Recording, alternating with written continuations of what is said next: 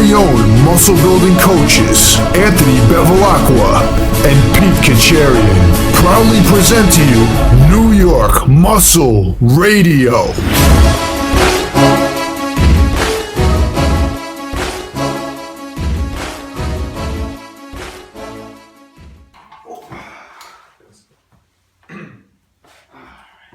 What's up, guys? New York Muscle Radio, episode number 135. It's your host, Anthony Bevilacqua, alongside my co-host, Big Pete Kacharian. Today's New York Muscle Radio topic is on recovery. We're going to give you all the big tips on how to recover from your workouts. You're going to learn how to recover faster, and get back in the gym, and make more gains. If you're a new listener, welcome to the best muscle building radio show on iTunes, Stitcher, YouTube, wherever you're watching this is the best you can get. Big guy, what's going on, man? How are you? I'm doing good, man. And as you like to mention, it's funny, I noticed that every episode, man, the best. And that's what we're going for, the best. Almost as good as those pants you have on today, big guy. I know, these are my favorite pants, man. I love these. Pete's wearing leather pants. For those of you on the YouTube channel, you can see the leather pants. They're actually not leather. They have the leather Dude, look. they look like leather. But to be honest, I wear these. These are probably the most comfortable jeans I own. The leather They're jeans? like a little bit stretchy, you know? So for guys with the, the big legs, like, you could probably benefit from nice stretchy jeans. Stretchy material? Yeah, they stretch nice. They look like leather though. Why are they so shiny? They're just shiny black. I don't really care about the color. I just like it's a little comfortable. Yeah. Michael Jackson, my co-host today. But so today's topic I'm super excited for, recovery. I think that's something that I was excited to do this podcast because I think recovery is definitely not as important. People don't take it as importantly as they should, you know?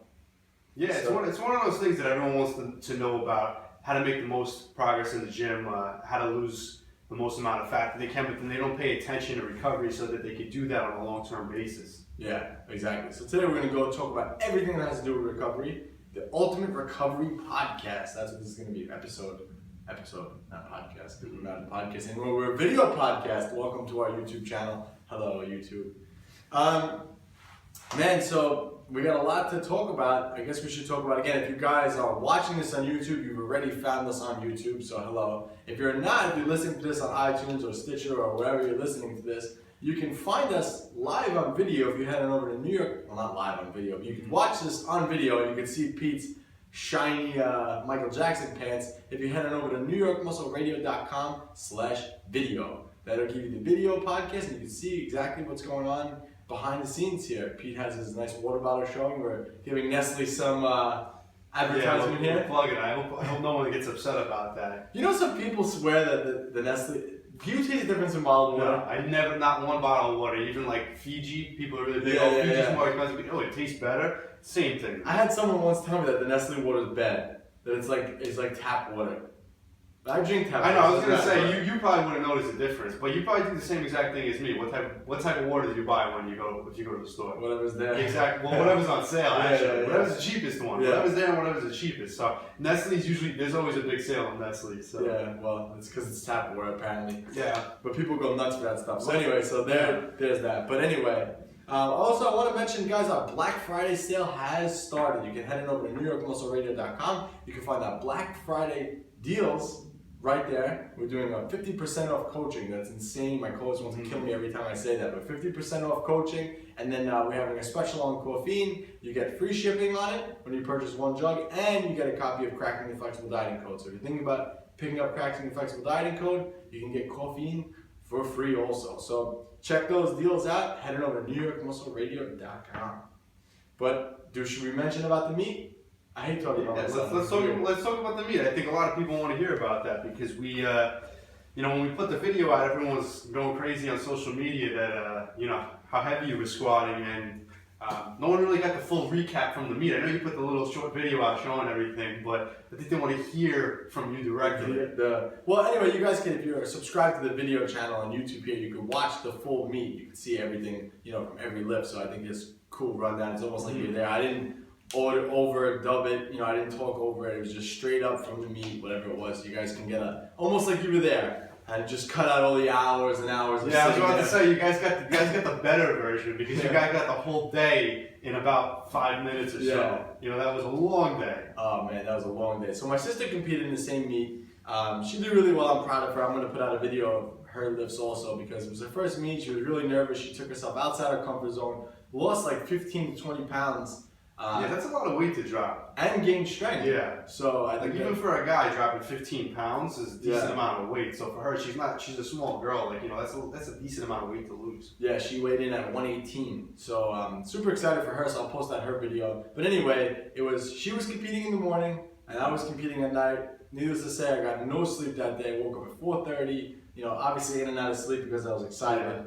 At the meet, literally all day. What time did I get home? 9:45. Yeah, it was. We were at the meet, I believe, just at the meet for 12 hours. Yeah, easily. So yeah, it was an exciting day. I think overall the meet went well. I had Matt Gary, who we had on the podcast before, gave me some advice prior to as far as like lifting selection and stuff like that. So that was really, really good, and his advice was on point. Obviously, he's one of the best in the industry. So I believe he helped me go 8 for 9 that day, and I would have went 9 for 9. But I think I got a crappy lift off on a bench press on the last one, and you know what? I took it off the rack. The person handed it to me off the rack, and it was so low in my hand. It was like down here, you know. Right. And I felt it right away, but I was like, it was one of those things. I was like, what am I doing now? I can't re-rack it. But apparently, I did find out that you can re-rack. Oh, you can. You can. So you can re-rack a weight as long as they don't give you the start command. You can re-rack the weight and then redo it. You can literally even stand up and then redo the whole thing. Oh, okay. I didn't know that. So, good to know. Yeah. I didn't know that either, but whatever. Needless to say, I went 8 for 9. I weighed in that day at 194. Yeah, I think that was a big accomplishment too. Because what were you weighing before? Like 205. The earlier in the week, I was like 202. 202. That Sunday, I was 202. Throughout the whole week, I did my magic secret. You know what I do to drop weight for the week, and I weighed in at 194. It's crazy. So. That was a huge accomplishment because for whatever reason I wanted to be 195. It was like kind of a number in my head that I wanted to hit 185 and I wanted to hit these numbers. And so it was 194, so it was a pound less. So I probably could have had a couple sips of water, you know, during the day. Yeah, you probably could have suffered a little bit less than you did. Yeah. But anyway, ended up pulling 194, weighed in. I ended up squatting 540. I believe I benched like 347. That was my second attempt. That counted, obviously. The third attempt didn't count because I missed it. And my final attempt on deadlift, I believe I did like 556, something like that. I went conservative on deadlifts because I wanted to pull away with the win, so I didn't like try to go all out. And it worked out in my favor. I ended up having a 420 Wilks, which is awesome, and I totaled like 655, which translates to 1444 pounds. And I'm basically 100 pounds off from my goal on powerlifting, my total. And I ended up winning my class. Then I won Best Male Lifter, and then I won Best Overall Lifter. Yes, and I believe you also achieved a lifetime goal too, right? What, 540 squat? No. Oh, yeah. My other, yes. So I was so excited. So after my last deadlift, the 2 judges run over to me and like, you can't go anywhere. I'm like, what's going on? Like, you know, I got cut off from my friends. Yeah, he was coming back to go celebrate the lift. Yeah. Like, nope, stop. Yeah, literally stopped. He came with a clipboard. He's like, you have to take a drug test. My smile must have went from ear to ear. I was so excited for that, and I took the papers that they gave me and I hung it up on the wall because I'm just so proud. You know, well, it was funny because, like you said, you know, they cut you off from coming over to us and celebrating, and the first thing they did was they took you to the side. And you're like, Pete, bring me my phone. And I'm like, this fucker wants to take a picture of it. He's going to go take a piss test right now, and he wants his phone to take a picture. Yeah, I was trying to take a picture while I was pissing, but the guy wouldn't let me. But, so anyway, it was funny, because actually, so what happens is then you have to go through this whole thing, they sign your name, they take all of your information, and they go and they watch you pee. And so I'm trying to pee, and like now, like I don't have a problem. Usually during the meet, I pee so much. I think because I end up drinking so much water, my anxiety, I pee like a monster. Like I have to go to the bathroom constantly. So I had to pee. So I step in the room. The guy's like standing there, and I'm like, I don't know, pee all of a sudden. I'm like, can you run the water? I didn't run the water. Yeah. So he ran the water, and then of course I peed. But yeah. So needless to say, I got drug tested. Passed the drug test, and I'm very happy. And I think I was so excited about that at that point. I knew I had won my class, but I was more excited about taking the drug test.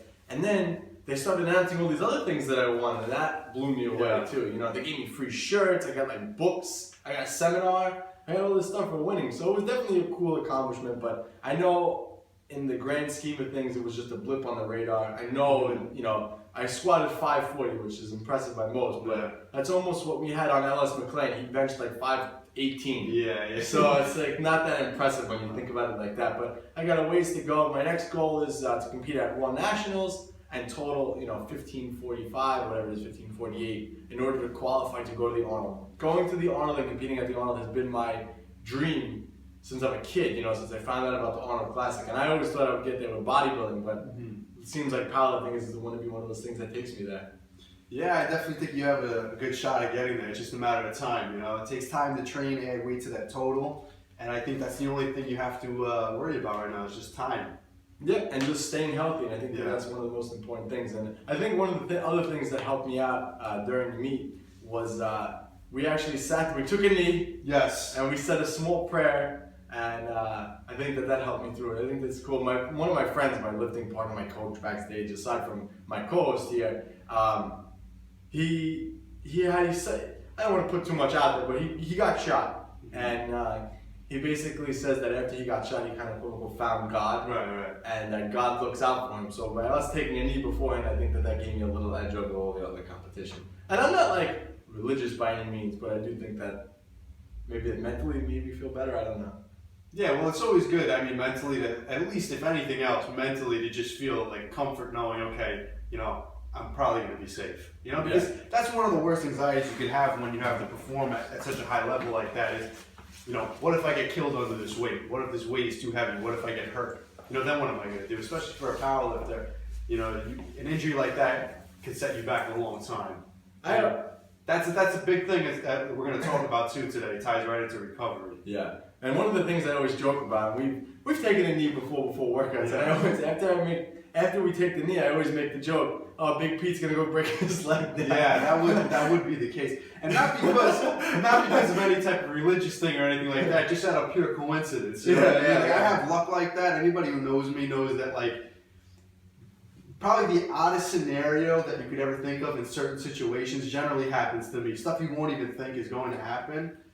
That'll happen to me. Yeah, so it was kind of one of those things I said right after, and it was funny. And every time I would take the knee, I always think about it and I crack up. Yeah, so you know, we took the knee, and then you were gonna go out and squat over 500 pounds, and I was like, yeah, I'm probably gonna trip over something backstage and split my head open.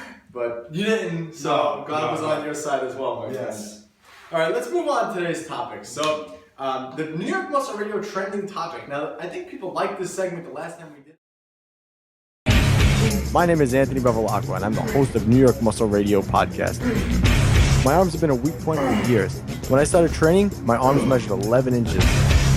Even after many years of hardcore training, nothing would get them to grow.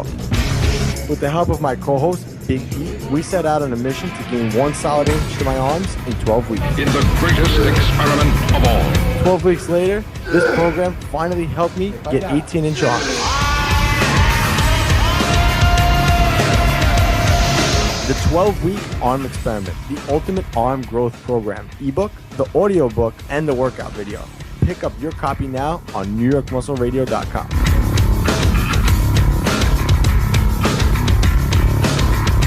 I think we got a good review on it, so we're going to continue with it. So the trending topic today, so I have 2 things again. And I guess we'll go over the second one. It's another image. I came across it. Okay. And it's basically, and I thought about you when I got this. Okay. And I haven't seen this before. Yeah. Pete never sees what I put together. So it's a guy and a girl on a date. And it says, the girl says, is this a protein shake and meal prep? And the guy says, yeah, I wanted our first date to be extra special. And then in the next scene, it's him holding a bunch of protein bars. And he says, and for later, I have some protein bars. So I just thought it was funny, and I wanted to bring this up because I think that a lot of people take this a little bit too far. Yes. You know, and it's okay to have goals and, you know, and to be committed to your goals. But if you're taking a girl out on a date, man, you know, I should be talking to you when you say this. Yeah. If you're taking a girl on a date, you don't do it around your diet, you know? I've never done that before. No, come on, man. You take girls, I mean, granted, I know the place you take girls to, it's nice, but you go there only because you know the macronutrients are on point. Well, there's nothing wrong with that. No, but that's the only reason why you go there. If it was That's one of my favorite restaurants. Too. No, it is. It's a very good place, but that aside, but you go there knowing that you could stay on your diet while going there. Yes. If it was like a shithole place, would you still go take a girl there? No. If the same food, if literally I took the same food out there, but I put it in like a diner setting, would you take a girl there? No, see, there's certain things in life that are like a win-win situation. Like, that's one of them. But it doesn't have to be. You know, I've been in situations where I've taken a girl out to eat to like a restaurant that might not have the macros, but then I guesstimate. But I'm like, you know what? Nice restaurant, nice girl. I'll guesstimate the macros. That's a little sacrifice in there. But you know what? If I go out to a nice restaurant with a nice girl and they get the macros, that's a win-win situation. But I would not recommend, especially if it's a girl you like, taking her out to a place where, you know, you're just going there specifically because it fits your diet the best. You know? The funny thing is, we say this joking around, but there are certain people that will do that, and you know, those that don't do flexible dieting definitely have that problem because you know it's hard to go out and get a plain piece of chicken or plain piece of fish or whatever. True, So you know, with flexible dieting, you're able to go to an Italian restaurant and get. You know, I told this story many times on the podcast. When I was dieting hard and I took my wife out for our anniversary dinner. We went for Italian. I got chicken parm, you know. Right. So I was able to fit that in while still making progress and still getting to my goal. And I think a lot of people who don't flexible diet have an issue with that. So this is where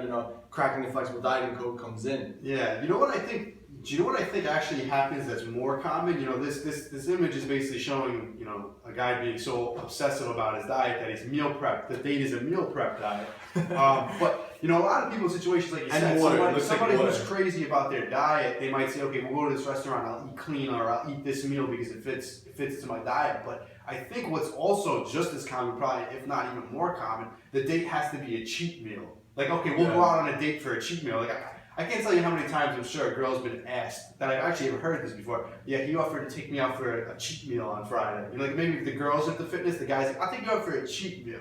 You know, when in reality, if you practice flexible dieting, it's not a cheat meal, nor is it, you know, off your diet or on your diet. It just, you know, you're fitting it into your lifestyle. Exactly. So I think that's the other thing too, because that's almost just as a bad approach to take as to, you know, I have to go to this restaurant to eat clean. Okay, I'll go here because, you know, I have to eat out, so I may as well have a cheat meal, and then they end up just binging. So it's just as bad doing the opposite. And you end up shooting yourself in the foot doing that. Exactly. I agree.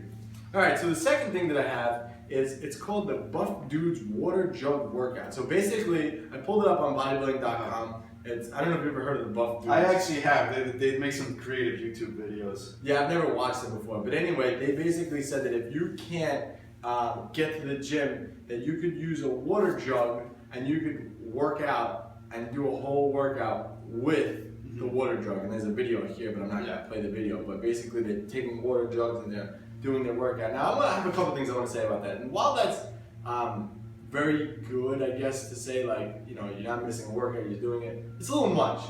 You know, if you can't make it to the gym for whatever reason, I'm not saying I'm going to pick up my gallon of water and start doing lateral raises with it. You know what I mean? I think that that's a little obsessive.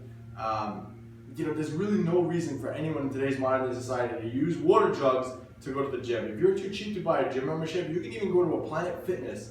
For less than the cost of your water jugs you're going to buy, it's true, yeah. You can have a membership and use basic equipment. You know, it's $10 a month. Anybody has $10 a month. So there's no excuse to not get to the gym. You could purchase dumbbells, you know, a basic barbell set for under $100. You can go on Craigslist or eBay and find one for way cheaper than that. You know, so there's no reason to have to do water jugs and work out with them. And the reason why I brought this up is because it just goes to show that there's a lot of crap in this industry and you make people click on it. You know, bodybuilding.com only put this out there because they knew that someone would see it and say, oh, what is this, and click on it. And that's exactly what I did. Because, more out of curiosity, like, okay, what are these guys going to do with water jugs?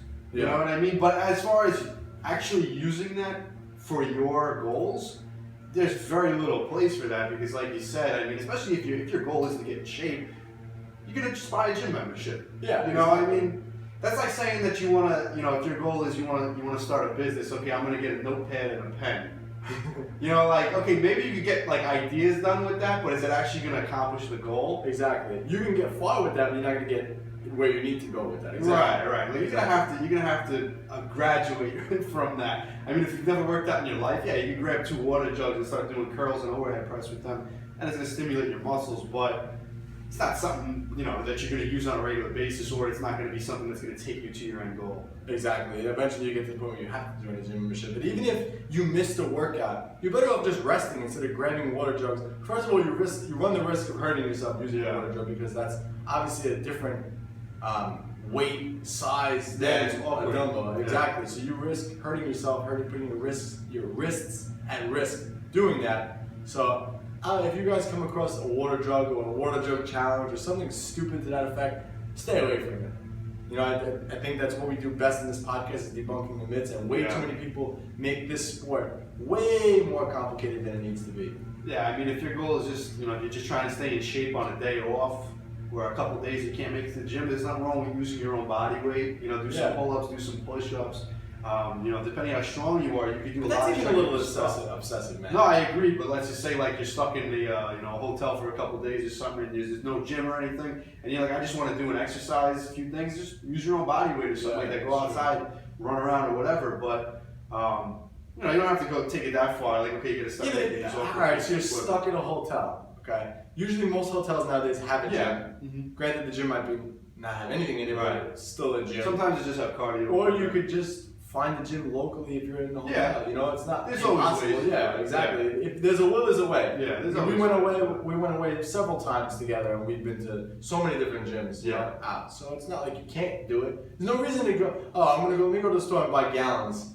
Yeah, I mean, at that point, if you're gonna travel to the store, I mean, not everyone has water jugs sitting around the house, so you're gonna have to leave the house to get the water jugs anyway. Exactly. So if you're gonna leave the house, I'm sure you can make it to a gym somewhere. Exactly. So guys, don't fall prey to what you see online. That's why I like this trending topic stuff, because this is cool. I look for stuff that we can debunk, and we laugh about it. You know, the last episode with the semen. The smoothies. Yeah, the semen smoothies. If you guys didn't listen to that, you should definitely check out episode 134. But yeah.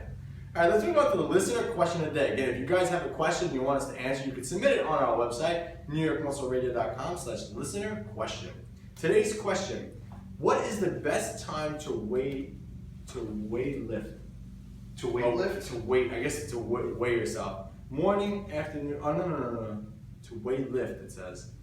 All right, we'll answer both. We'll answer both. They're asking what time to train. Yeah, what time to train and what time to weigh yourself. Yeah, I think that's probably both. We'll answer both. And then she also wrote, great show, loved it, and have learned a lot. Amelia Nunez. So, alright, so I think the best time of day to weigh yourself is going to be in the morning on an empty stomach as soon as you're done using the bathroom. So wake up, use the bathroom, you know, do number 1 and number 2, whatever you have to do.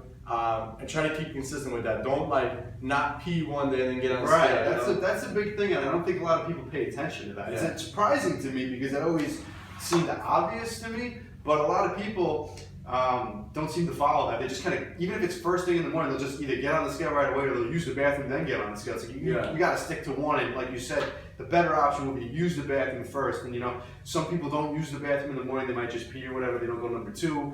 Or for the people who don't like censorship, they don't take a dump. You know, you take a dump in the morning. Do you normally take a dump in the morning? I do. You see, this is a funny thing, and this is getting a little personal, but that's what we do here. We tell the truth. No. In the morning, I do use the bathroom. I go number 1, number 2. That's if I wake up at my normal schedule. If I have to get up like 3 or 4 hours earlier, and I only got a few hours of sleep, you know, as far as like bowel movements go, you have to wake up to be able to go. So if you're not awake in the morning, you're not going to go for a few hours till your body actually wakes up. So then if you get on the scale, you're going to have a weird reading. You know, a lot of people don't pay attention to that. They might wake up 2 or 3 hours earlier. They say, holy shit, I'm a pound heavier today. Something's wrong with the diet. Like, you didn't go to the bathroom. You know, but you normally do. So, you know, you have to make sure that your schedule in the morning is the same if you're going to take accurate readings. So you have to take that into account. Yeah, it's funny you mentioned that, because on the days I get up super early, I'm always heavier on the scale because one, obviously I can't go number 2 right away. You know what I mean? So it takes a little time. Sometimes I try to wait and I try to sit there and see what comes out, you know? Because I want to get the most accurate reading. Of course. So I mean, call me OCD, but that's the best way to weigh yourself is in the morning. And we all do the same thing. And you know, the other thing too, when you get up early like that, like you said, since you haven't gone to the bathroom, you're always going to weigh a little bit more. You're also a lot closer to the last time you ate. And a lot of people don't know this, but the longer you go fasting throughout, you know, from your last meal to your first meal of the day, your body will naturally drop weight. So, you know, you could weigh yourself in the morning, not eat breakfast for another 2 or 3 hours, let's say, weigh yourself before you have breakfast and you'll be a little bit lighter. Exactly. You know? Perfect example at the meet. I woke up that morning, I was 197. I got up at 4:30. Okay? So I was 197. I did go number 2 and I did go number 1. But the number 2 wasn't a huge number 2. It was just, It wasn't the full number. Yeah, it wasn't a full number 2. I forced out a number 2. So I was 197 on the scale. I waited. I gotta get it out, I gotta make weight. So I fasted. I didn't drink any water. I didn't eat anything until like 12:30 when I weighed in. So I weighed in at 194. Yeah.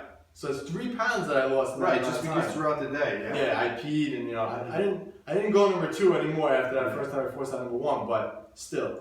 Yeah, so if you eat your last meal, let's say at 8 o'clock at night, you go to bed at 12 and you wake up at 8 o'clock in the morning, that's your normal schedule, you're gonna weigh in consistently with that. Let's say your last meal was at like 11 one night, you went to sleep at 12 and then you get up at 5 a.m. Even if you go to the bathroom, you guarantee that weight's gonna look a little weird. You're gonna hold a little bit more weight. Yeah. So just be aware of that. So that's the best time to weigh yourself in the morning. Yeah. Don't even bother weighing yourself in the afternoon or at night because it's not going to be accurate. If you're eating a bigger breakfast that morning or a bigger lunch or whatever have you, maybe you had more water that day, it's always going to fluctuate on the scale. So don't even bother weighing Yeah, yourself. it's crazy. If you have to, like if you're going to, like for me, I know when I train clients, if I'm seeing someone at 6 o'clock at night, well, that's what I'm saying. I'm not going to make them come here at 4:30 in the morning so they weigh themselves. So if that's what I'm weighing themselves, as long as you're consistent with the measurement, but the morning on an empty stomach is the best way to measure yourself. Yep, 100%. All right. So what's the best time of day to weight lift? Yeah, this is another one that could be used as clickbait. You could make an article that says first thing in the morning is testosterone was the highest, so that's when you should train. And I've heard that so many times. Whether that's true or not. It's probably, even if it is, it's definitely minuscule. So it's not gonna you're not gonna hit a 50-pound PR because your testosterone is higher in the morning than it was in the evening. But the answer to that is it's probably not the answer most people want to hear. It's different for everybody. And when I say that, it's not because of when you like to train. Everybody, I guess you could say, due to their schedule, due to their lifestyle and their personality, they have different times of the day where they're more energetic. I'm very productive. Probably I'd say about 3 to 4 hours after I wake up. I'm not productive for the first 2 hours in the morning that I'm awake. Some people wake up and they're just good to go. Yeah, my wife is like that. Yeah, I'm not. It doesn't matter what time. Much in the morning, man. And it doesn't matter what time of the day I wake up. If I wake up at 6 o'clock, I'm not ready to go till 2 or 3 hours later. If I wake up at 11 o'clock, I'm still not good to go till 2 or 3 hours later. So it actually it's not the time of the day, it's actually how many hours after I've been awake, So if you have a normal schedule, then you can figure out that way. In a general day, I wake up at the same time. So 3 or 4 hours later after that is usually a good time for me. Some people definitely work out better first thing in the morning, even before breakfast, just get up, just start working out. Other people feel more energetic in the evening. I actually tend, if I had to pick one or the other, like I said, it's usually a couple hours after I wake up, but if I had to pick early morning or evening, late at night, I would actually pick late at night for me, just because I'm still awake at that time. Yeah. That's me personally. See, I think that the best time of day for you to lift is whatever time is going to work best for your schedule. For me, I like to work out in the afternoon. I think that's the best time for me. I have like 1 or 2 big meals in me, and I feel good. That's usually the best time to do it. I get it over with. I'd rather get it over with earlier in the day than have to wait till the end of the day because something is always going to come up and you're not going to be able to go. So that's why, for me personally, I'd rather do that. But I think for you, Amelia asking this question, I would say whatever works best for your schedule. If your schedule allows you to go in the morning, go in the morning. If your schedule allows you to go in the evening, go in the evening. So and that's going to be dependent on you. That's the other thing too. It's not even necessarily when is the best time to do it. It's when can you do it. Because even if, like I said, the best time for me, 3 hours after I wake up, most people, that doesn't work because most people are at work 3 or 4 hours after they wake up. Most people, depending on your schedule, whatever job you have, whatever lifestyle you have. So like I said, if that's optimal for me, but I have to be at work at that time, there's been plenty of times where I've had to train at certain times that I don't want to, or I don't like to because it fits in for my day, but you know what? I can be consistent at that time. There's been times, me and you have trained, for a few months at a time at like 7 o'clock in the morning. Like I said, it's definitely not optimal for me, but you know what? When I had a schedule that I worked best with, my training was consistent, I made good progress. Exactly. So you gotta do what you gotta do. Exactly. All right, guys, we're gonna take a short commercial break, and then we'll be right back with today's topic, the ultimate recovery techniques. All right, you want to roll right into this? Let's roll. I have to pee, so at some point I'll just let you go and I'll run out and pee and come back. I won't stop. Are you ready? All right. All right, guys, we're back. New York Muscle Radio, episode number 135, the ultimate recovery techniques. So, again, our main goal for this podcast is to be able to teach you guys how to recover properly from your workouts. And we've kind of coined the phrase here at New York Muscle Radio. So this is the first time you're going to be hearing this anywhere. So if you hear anyone else say these things, it's copyright infringement. Yeah, we just came up with it on the spot too. Yeah, so. You will be hearing from a New York Muscle Radio lawyer. We actually have a New York Muscle Radio lawyer on staff. They will remain nameless. But she knows who she is. Yes. All right, man, so let's go ahead. So let's define macro recovery and micro recovery. Okay.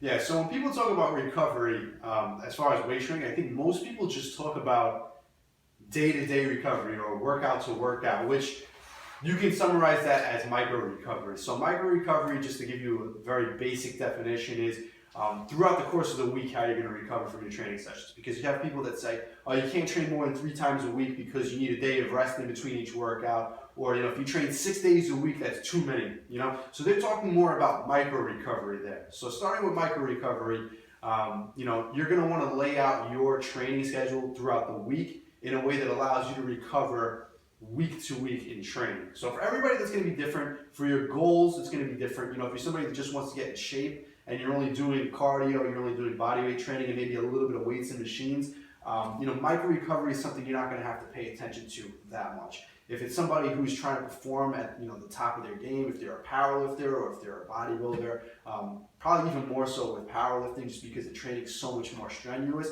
your micro recovery you're going to have to pay attention man, all those laterals hurt. It's true. You know what's funny about that too is a lot of times bodybuilders don't really know how to distinguish recovery from pain, if that makes any sense. They associate, okay, if this is too strenuous and painful, it's probably impacting my recovery a lot, when that's not necessarily accurate. Like you said, you can do 1,000 sets of lateral raises and it's very painful. And you might feel beat up, your body might be really sore. But as far as recovery, if you're ready to go, you might be ready to go from that a lot sooner than you think. Yeah, exactly.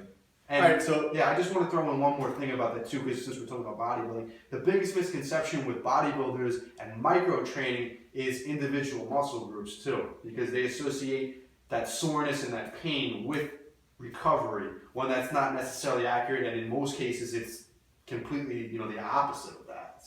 So in layman's terms, my friend, and really short, what's macro recovery? Okay, so we discussed micro recovery week to week. Macro recovery is something that you want to look for on a larger scale, so something like a month or even months at a time. So if you're focusing on micro recovery week to week, can you recover workout to workout throughout the week?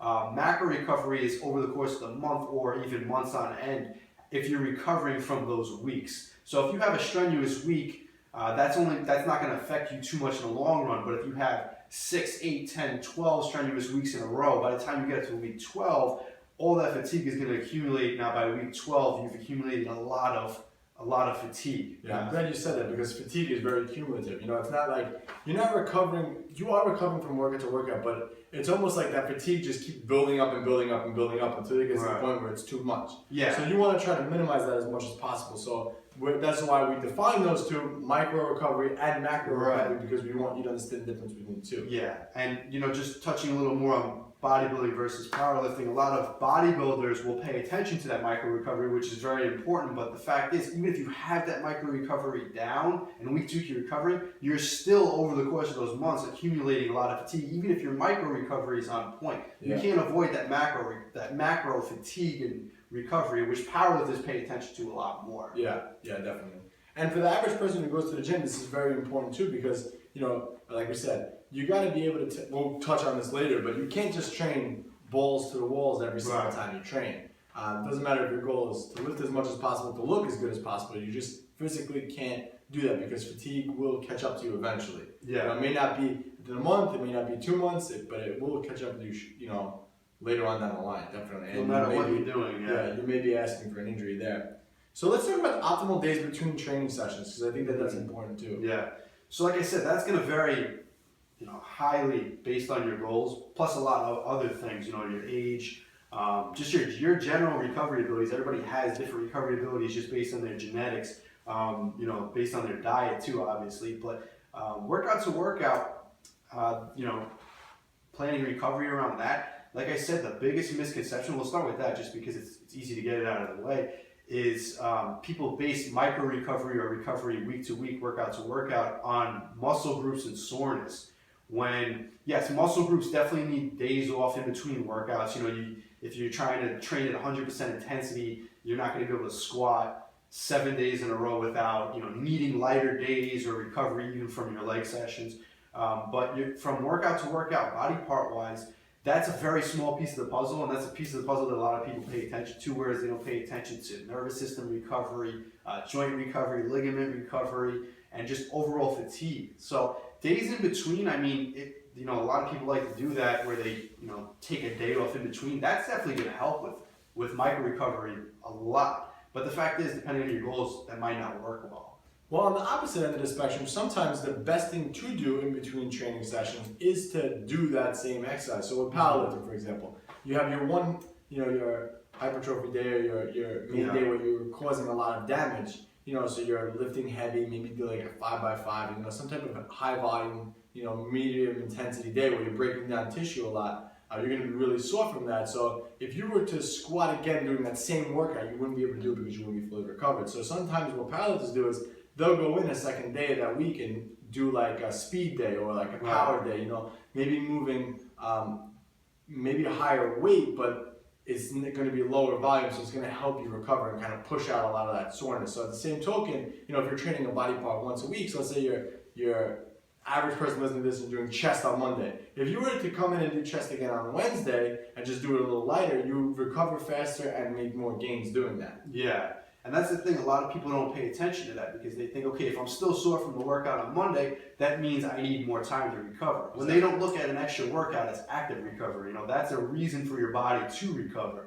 You know, if you're just going to the gym Monday, training chest, and you don't train it again until next Monday, you're basically teaching your body, okay, we have a whole week to recover. When if you come in again a second time that week, and maybe you don't have to train as heavy, definitely don't. Even if you just get in a lighter session, you could be using that as active recovery, just because then your body's going to get used to training more frequently, and your recovery, workout to workout, week to week, is actually going to be better, even though you're doing more. Yeah, and I mean, I think this is also important to tie in here, you know, how it's important to train out your training intensity and how you train and how you go about your training throughout the course of a year, because a lot of people just think, oh, I'm going to the gym, I want to work out. And that's fine and dandy for someone average coming in, but if you want to maintain progress throughout the entire year, you have to, you know, plan out your training. You can't just say, oh, I'm going to go to the gym for a month. You have to plan out your training, and during those plan out times, you have to have times of kind of like a deload time or time off, almost, quote unquote, time, a lighter time where you're taking specific times of the year to just recover from what's going on. You know, letting that fatigue that has accumulated go away. And you do that by taking deloads, you know, by having a week where you just do, you know, 50% or 60% of what you normally do, just to help your body and your joints and kind of your tendons and ligaments catch up. And even during the deload time off, you know, a week off, you know, maybe every couple of weeks wouldn't hurt. You know, that's what we used to do. I know back when we first started lifting, we would take off, you know, 8 weeks of training, and we would take a week off. That was common. But I think, you know, as far as especially in powerlifting training, I think a lot of guys would get away with actually taking, you know, 1 or 2 weeks off throughout the course of a year. I'm not saying, you know, doing it regularly, but if you take that time 1 or 2 weeks off, it definitely will make a huge difference. Yeah, I mean, absolutely. And I mean, like you basically hit the nail on the head, but the biggest thing that people don't pay attention to, and this just stems a lot from bodybuilding training, is they'll try and find that optimal training week. You know, they'll say, oh, this is the best splitting it up like this, because I can recover workout to workout, week to week, I feel good. But the fact is, no matter what type of training system you're on, whether it's high volume, high frequency, low frequency, if you can recover week to week, sometimes you can. If you're training too hard, you can't. But if you're recovering week to week, eventually those weeks add up to a point where, okay, now, since I have so many weeks of this accumulated, this week now, there's all this fatigue built up. This week now, I'm not recovering. And if I keep doing this, now my recovery is not going to work. So that might have worked then, and now it doesn't work. And what a lot of people don't realize is, okay, it's not the workout, it's that you've built up all this fatigue over time. Exactly. That's when you have to start worrying about, you know, your macro recovery. Yeah. And that's where the deloads come in. Yes. I would recommend taking a deload. I would say, every 4 to 8 weeks. So if you have a very hard 4 weeks of training, taking a 1 week where you just kind of back everything off to like 60 to 70% of what you're normally doing, that'll definitely help aid in recovery. That's definitely something to do too. And then at the same token, if you're training hard, maybe you just did a competition, or you just did a meet, or you did a strongman event, whatever you're into. Maybe taking a week off right after the event. Maybe for bodybuilding training, maybe not, because then you'll just kind of go stir crazy. But for powerlifting, well, let's just say for argument's sake, you had you were trying to get in shape for a vacation. You get to the vacation, that could be your week off of training. That could be your timed off, or you could go in and do light workouts during that time. There's so many different ways to structure. It's all going to depend on you and what you're trying to achieve. Yeah, for how you're training, that's like you said, that's going to be the difference in when you schedule your deloads in. Like you said, it could be anywhere from 4 to 8 weeks. And there's different reasons to do them sooner rather than later. The big trend, and this is something I did when I first started working with deloads, was basically, I'm going to train as hard as I can, and then when I get to the point where I need a deload, I'm going to take a deload. But the fact is, when you get to that point where you need a deload, you're going to need to be very aggressive with that deload. You might need to deload longer. So I'm a big fan of kind of scheduling them in now more as a preventative, so that, okay, if I train hard for 4 weeks, then I hit a deload, I might not need it as much, but now I'll recover fully from those 4 weeks. I'll get right back into training and I'll feel good. Whereas if I went 8 weeks, 12 weeks straight, when I hit that 8th, 9th, 10th, 12th week, I'm going to need the deload, and then my deload's going to have to be more aggressive. Then when I come back, I'm going to feel a little beat up still. It's good to schedule it in as you need it. But again, that's something that takes a lot of time, getting used to how you're training, knowing how your body recovers from it.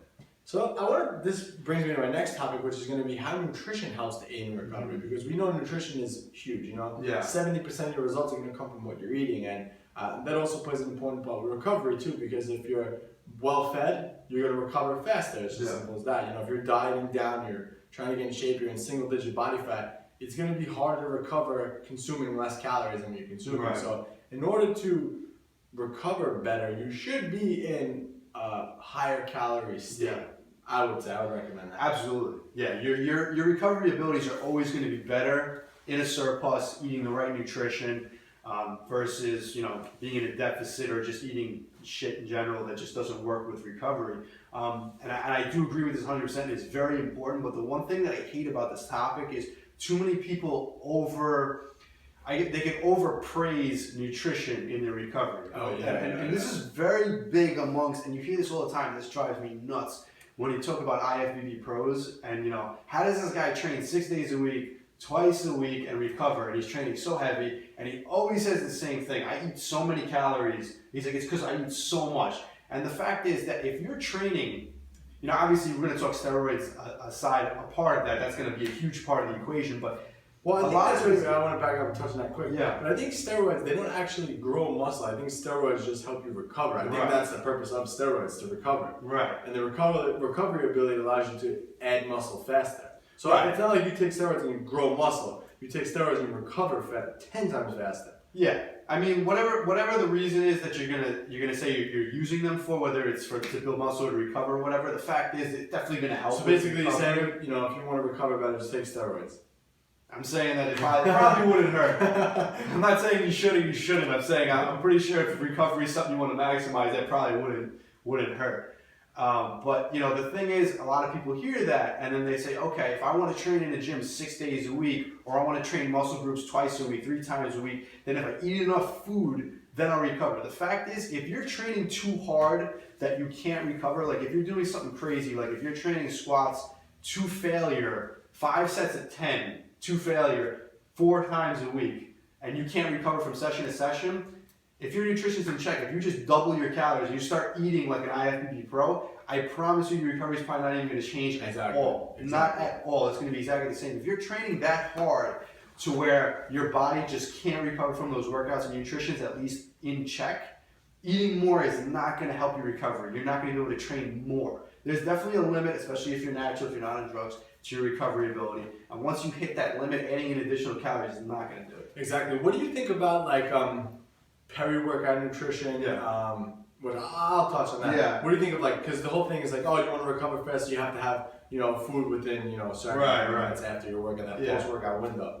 I'll talk about peri-workout nutrition after you talk the post-workout window, peri-workout nutrition, actually, I have more to say about that than post-workout. So I guess I'll talk about it then. So peri-workout nutrition, I do think that peri-workout nutrition helps recovery, but I think it helps so in the short term. Yes. So basically, it's going to help you get through that session. It's going to help you recover during that session, give you fuel for the rest of that session. So that's why I think peri-workout nutrition is actually really important. We've discussed this several times in our podcast. We had a whole podcast on it. It's going to be considered our secret. Peri-workout nutrition, how it will help you recover and finish your workout strong. Yeah. But I think that does have a major part. So now, go ahead. Yeah, that's almost even like micro recovery. Yeah. You know what I mean? That's like within the training session. Because you could take steps to recover more within the training session. Obviously if you have a really long workout, something like, we easily have had workouts go like 3 hours long. 2.5 hours seems to be about normal when we train. And if you're training for 2.5 hours, especially if you hadn't eaten a meal right before you train. And we talked to Ellis McLean about this. He actually eats meals and snacks in between his sessions because freaking guy has steak and potatoes. I wish, man. He said he trains for like 5 hours. That guy, he's got all that money, man. So he just has people come serving food while he works out. We're broke. We don't have. No. So we live in New York. We gotta stick with the dextrose and the Gatorade, man. But so if your workouts are that long, and I don't know if I can eat though like that. I probably could. Yeah, I probably could, man. Sometimes I'm so hungry when I work out. I don't know. I'm not. See, when I work out, I don't get hungry. Like that's why the peri-workout nutrition works. Is for me, it does anyway. But I don't know if I can actually eat though. That's a lot.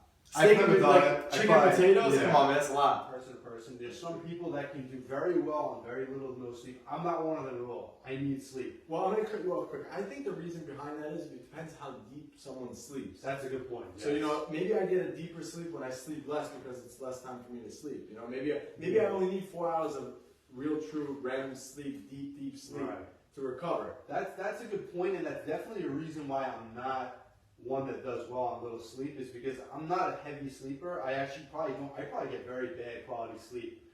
Probably like equivalent to somebody who has like sleep apnea or something. Because if anything goes on, I turn around in the bed and I wake up. You know what I mean? I'm not a heavy or deep sleep person. And there's been times when I've actually had deep. I can feel it. I wake up and I've had good quality sleep. Like I just purchased a new mattress for my bed, and on my old mattress I wasn't sleeping well at all. And if I would get 8 hours of sleep, I'd wake up in the morning and I would be tired. Now I've had nights where I'll sleep 6 hours or 7, which in the past I would feel terrible when I wake up. But I'll wake up and I'll feel like, wow, I actually rested. So the quality is going to be a big determining factor on the length of time too. So 8 hours of sleep that's not good quality sleep is not going to be better than even 5 hours of sleep that was nice, deep, restful sleep. So that's going to be a big difference. But that's really the goal. It's not necessarily the amount of time. It's good quality sleep that's going to help your recovery. Do you think that that's almost like a little bit genetic? Like as far as like how many hours you can actually deep sleep? Like for me personally, like sometimes if I oversleep, I feel more groggy. And I think it's because I just, Yeah, I mean, sleep is one of those things you can definitely train your body to adjust to. So if you're the type of person like myself who normally sleeps like 8 hours to feel good, you could definitely train your body to feel a little bit better on 6 hours. The first couple of nights you do it, you're going to feel exhausted. But if that's your body's routine, your body gets into a rhythm. 6 months from now, 6 hours of sleep is going to be okay for me. But the fact is, genetically, like you said, there's definitely some people who have deeper REM sleep. There's other factors besides just genetics as to why you might have deeper REM sleep. But if you're one of those people that are able to get that with just a few hours of sleep, you'll find that your recovery is good, your energy will be good even on a few hours of sleep. Whereas if you're not one of those people, you need the extra time. Yeah, exactly. So, but I guess the takeaway for our listeners then, what's the answer then? Well, sleep as much as you need, I guess. Yeah, well, it's funny, get your rest. Arnold said it in his rules to success, when he said, however many hours a day you have to work or whatever, and he said, well, Arnold, I sleep 8 hours a day. He says, my advice to you is sleep faster. Yeah. I guess the way you can sum that up is, sleep better in the time that you have. Yeah. You don't have to sleep 8 hours to feel good. If you can sleep better for 6 hours, then you're probably better off. Exactly. So don't try to force sleep, I think is also important. Yeah. All right, because I'm hungry, we're going to move on to the next topic really fast. And look at the smile on his face. He's so happy you're getting your food. That place is so good, man. I was asking you if you wanted a couple weeks ago. We didn't get a chance to go, man. I missed it. All right, so let's talk about stress, because this is another thing that, again, I feel like I lead, I don't say a stressful life, but I think my life is rather stressful. I always have something going on. There's always something coming up, and I don't think that stress affects my recovery ability. Yeah. You know, and we know that stress does, but I don't think it bothers me. I think I was talking about this on the way home from the meet. I think I actually thrive off stress a little bit. You know, I guess my outlet for stress is to lift and recover. I don't know. I mean, for whatever reason, I always do better against adversity. Right. I agree with that. You know, I even said that. But as far as stress, you know, a lot of people, they don't realize that, you know, there's two types of stress. There's physical stress and then there's mental and emotional stress. And this is one thing nobody pays attention to. The fact is the body actually treats both of them exactly the same. Mm-hmm. So if you go to the gym and you exercise and you put your body through physical stress, you know, that's good. Your body is going to send a signal to your body the same way as if you were sitting in this chair not doing anything, but you were stressing over something. Like, I don't know, like if you, I don't know, if you have to pay a bill and you don't have money, you're just sitting at home and stressing, holy shit, how am I going to make this money? You know, if your girlfriend broke up with you and you're all upset, what am I going to do now? You know, and your cortisol level is going to go through the roof, whether you just squatted 500 pounds or you sat in a chair, didn't even move, but you were stressed out about something. See, like you're more of a stressed out guy. Like, like things like that bother you. For me, they kind of roll off my shoulders, and I think that's why my cortisol levels aren't high in that sense then, but maybe my stress levels a little lower. I think I have a lot of stress going on around me, but I think it's how I perceive that stress that makes a difference for me. Yeah. And I think that goes with everyone saying, you know, if your girlfriend, like Arnold says, if they steal the car right outside of my door right now, I don't care. Right, I just call my insurance agency and then laugh about it. But I mean, in that sense, he was exaggerating when he said that, but I think he's right. You know, that it's how you perceive it. If you're like, oh fuck, they just stole my car. Oh man, oh my life is over. That adds to a lot of stress, and that makes it worse. If you're just kind of like, fuck, that sucks. This is horrible. What am I gonna do?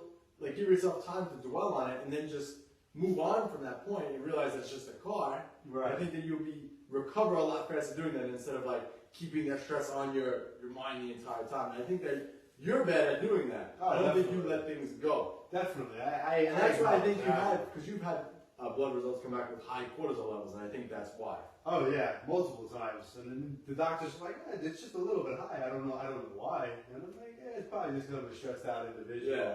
You know, but the thing about that is, and a lot of people don't bring this back to just recovery and micro recovery. A lot of people will talk about, you know, okay, you know, you need to train 3 days a week to actively recover. But that doesn't take into account how stressful your life is outside the gym. You know, if you work a really demanding job, let's say you're in sales and you have your boss on top of you all day, like, sell more, sell more, sell more, and you're like, fuck, I got to sell or else I'm not going to be able to provide for my family. You know, hours on a day, 8 hours on a day, your cortisol levels are through the roof. The 3 days a week might not be the same as somebody who sits on their ass all day and trains 3 days a week. So, you know, those guys that do train 6 days a week and say, oh, I'm able to recover from it, they probably don't have a lot of stress outside the gym, or at least they don't stress themselves out as much. So if you're a stressful person, 6 days a week might be too much for you. I think you also have to have that outlet for it at the same time. You know, maybe some people's outlet is working out. That's a way for them to work out stress and feel better. So that would help also in recovery. You know, if you're like someone like you in that sense, I know you always feel good after a workout. I think because you release a lot of that pent up energy. So I think that does help keep your stress levels low. Yeah, absolutely. All right, let's talk about the last and final thing. Thank God, because I'm starving. External aids for recovery. So these are common things that I like to do, my co-host does, to help aid recovery. And these are the things you hear about, you know, more and more, you know, commonly if you want to aid recovery. So let's get right into this. So you could do something like an ice bath. An ice bath is something that's really good. I've done it before. Football players do it all the time after the big events. A lot of athletes do it. It definitely helps aid in recovery because it brings that inflammation. I've recently done a cryotherapy, which basically you sit in one of those chambers. It goes to like negative 260, and you're in there for 3 minutes, and it helps bring down all the inflammation in your body. So basically freezing your ass off for 30 minutes, literally. Everybody asks me, well, how's your nuts? You know, when you do that, because you're basically in the chamber that's freezing, and it still works for anyone who's curious. Is that painful though? You know what? Actually, my hamstrings were on fire. Yeah? My hamstrings were burning when I did it. Interesting. Burning. I don't know if it's because my hamstrings are always so tight and have a lot of inflammation back there. Yeah. So maybe the cold was like defrosting them, you know, almost. So I had a lot of burning back there when I did it. But I felt great after that, man. I definitely recommend it. If there's a cryotherapy place near you, go and do it because you will not regret it. Or if you don't have access to any of that stuff, you can take a simple ice bath that helps. It's definitely a lot harder to take an ice bath. Have you ever done that, taking an ice bath? Yeah. I had it set up out here actually. I had a little jacuzzi tub and I threw bags of ice. I literally had to buy like 8 bags of ice. Throw it in there, but it doesn't last long and it's like long. You have to be in there for like 10, 15 minutes. I was going to say, it's freezing. It's freezing, yeah, I did it. It's freezing. It works, but not as good as the cryotherapy, man. I've never done that. I've taken ice cold showers, like just turned just cold water on. That's not the same. And I was like, it was pretty uncomfortable, but I was like, I didn't really get the benefit out of it. Because it's only, because think about it, you can put the cold on. First of all, it's still not freezing cold. Yeah. It's not cold enough to make a difference. And if you do, how long are you really doing it for? 2 minutes? Yeah, it's not cold enough to do anything in 2 minutes. That's why ice showers aren't really helpful. I'd rather take a hot shower and relax my body instead of like try to do that and get stressed out. So definitely, if you have the opportunity to try a cryotherapy chamber, I definitely recommend it. It definitely works. The first time I did it, I came home that day. I took an hour and a half nap. I never nap.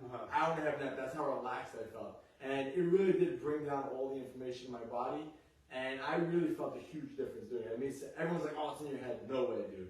No way. I know how I feel, and no way. I was fully recovered after that. And they say after 48 hours doing that, you are, and it's true, man. So definitely try that. I'm a big proponent of that. Another thing, massage. A lot of people go for massage to help recovery. I actually have one of those things. You know, still Brookstones. Yes, I know. They have like those little self-massage things. Yeah. Not like the self-massages like that, but like the self. You have a couple of those stuff? Yeah, I have those. Really nice. I get them. But don't we all? But they have like those little self massages, and if you can't go out, listen. I mean, I've gotten a couples massage before my wife. I've done like massages. I've done deep tissue massage, and well, if it's great, one, it's really expensive, and two, sometimes you can book an appointment and you get like a shitty guy and it's like a waist, or a girl, and it's like a waist. One time I went and I had like a girl, and I'm like, so I told her like, you can go, you can dig harder, but sometimes these little girls, they can't even get in there, So sometimes it's a waste. So I recommend picking up one of those like self-massager things and using those, because the one that I have has a really high setting, and I can literally use it on my whole body, and it really does feel like a massage. It's a little more annoying to do yourself, but if you have a loving wife or a girlfriend, you can have them do it for you and then switch off and do it for them so they get some appreciation out of it. But I definitely think it definitely helps with recovery and just like overall soreness, it helps bring down too. And that's something you can do conveniently anytime. You can do it every day if you wanted to, if you had one of those. So I would pick up one of those. And obviously I'll let you take this one, foam rolling. Yeah. I mean, foam rolling is one of those things that I think a lot of people use, but they don't use it to their advantage. A lot of times people use it kind of like as a warm-up or something like that. And while it is good for that, there's a lot to be said about using a foam roller when you have 8 minutes to pick up the food, man. Really? I thought we were closer than that, man. We are closer. We gotta leave and go get it. So hurry. Yeah. So I mean, if you're using a foam roller just before your workout, definitely, especially if your body has a lot of soreness in it, tight muscles, and you've just been training hard in general, you're gonna have a lot of inflammation. Spending even like your off day or an hour just separate from your workout, just working out all the kinks all over your body. Foam roller can do so much just with you in the foam roller. Exactly. It's gonna spend, if you spend the time doing it, it's gonna pay off. But it's one of those things where you won't see the immediate results. And I think that's why a lot of people don't use it right, because they'll spend 5 minutes on it before they work out. But if you spend a good 20 minutes or so foam rolling on an off day multiple times a week, after a week or two, you'll notice wow, the muscles are much looser. That inflammation is not there as much. Exactly. And, it's a good tool to use if you think you have a tightness or inflammation in a certain area, but you're not sure. If you just press on it, you'll feel it instantly. You'll know, okay, you know what? My rhomboid or my trap, like this is tight. I need to work on this. Exactly. And the last thing I would say is stretching and yoga. I think that those actually have a real place. I've been utilizing more of that stuff in my own training now, making more time for it. This week after my meet, I took the whole week off. And actually, it's my third time yesterday doing yoga, so I've been doing it all week. And it definitely makes a huge difference, because it's important to also remember, and like we had Tony Horton on this podcast, keeping in mind that, one of the things that happens as we age is we lose flexibility, we lose balance, and those, when you do yoga and any type of stretching, you incorporate all that in, and it definitely will help you get stronger too. I've definitely gotten more flexible utilizing it. I have less pain doing it, so it's one of those things that I have to keep doing, because I'm not a flexible person by any means, so I have to make it a habit of working on that. Yeah, I mean, it's crazy how much your flexibility changes, like you said, as you get older. And, you know, I was never, I guess I never had an issue with flexibility, and I was always pretty athletic, but I would never say I was like a gymnast in that sense, you know, or like a ballerina or something like that. Well, with those pants, you could be a ballerina. Yeah, well, that's what we're going to do after this. Off camera, we're going to do a little ballet. But well, now everyone has your phone number. They can call you. anybody wants to come join me, call me. But, you know, when I was 17, I'm 27 now, that's 10 years ago. You know, I was already training for 3 or 4 years at that point. I would go in the gym and just squat at 17. You know, those days are long gone. I'm not an old man, but at 27, you know, there's a big warm-up period that has to be done before I can squat. You know, me, you were talking about putting the knee pads on. You know, when are we foam rolling? What order we're doing it in? We used to just, I mean, you did the same thing. Yeah. You know, teenager walk in, put a 45 on, and just squat. I mean, I could do it today, but I wouldn't be comfortable. With 2 plates. Yeah, you see, I never did that. Yeah, I used to start with 2 plates. Yeah, and I mean, I'm sure if I tried to, I could have done it, but, like, you know, I can do it now, but there's a difference between aches and pains and doing it comfortably. We used to walk in and it just feel fine. You know? Exactly. And it's funny because when I was younger, I would never start with the bar in anything. No. It's like as I've gotten older, I started with the bar. Oh, yeah. Now the bar is everything, even bench. Yeah.